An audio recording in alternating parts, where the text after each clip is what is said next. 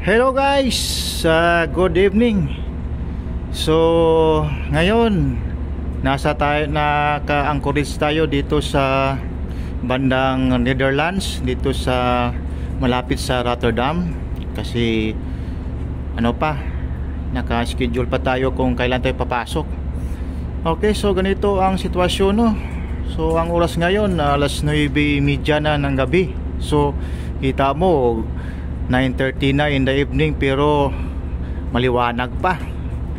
Saka of course kanina, okay, may ginagawa tayo doon.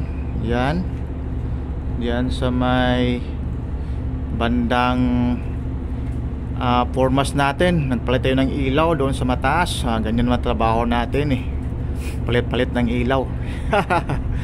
But after that one, after dinner time, kasi maliwanag pa, so yun, daming isda dito guys, grabe talaga. So yun, so nabutan tayo ng mga ngayon 9:30 na pero maliwanag pa, saka maganda talaga ang weather condition dito.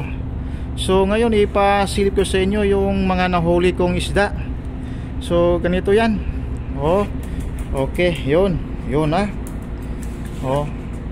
so yun lang ang gamit ko na pangawil, yung tinatawag na bira-bira, at saka ito yung mga nahuli ko, mga matang baka. See, may buhay-buhay pa. See, gumagalaw-galaw pa, di ba? Saka mga malalaki yan, take note po that one. So ganyan. So ito yung nahuli ko, isang timba. So grabe, blessings talaga to. Ilang kilo kaya ito? So kung sa atin pa ito na tiba-tiba na, libre ng mga pangulam natin, so to kill, sugba tuwa kilaw in Bisaya. So ganyan siya. So ganito lang, at least lang mayroon tayong mga kunting-kunting mga pang sutukil. Yan, so daing pa ang iba, at saka yung mga dito, mga lamang loob, yung mga tinae, at saka pati yung hasang, ginagawa pa ni third namin dito, dayok. Sus, ang sarap-sarap ng dayok na yan. Okay, so hanggang dito lang tayo kasi gabi na, magpahinga na tayo kasi baka bukas papasok na tayo at didikit na.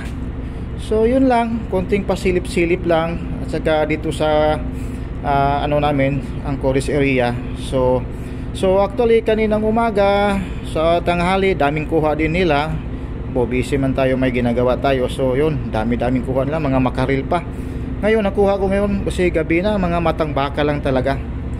So yun, last mga yun.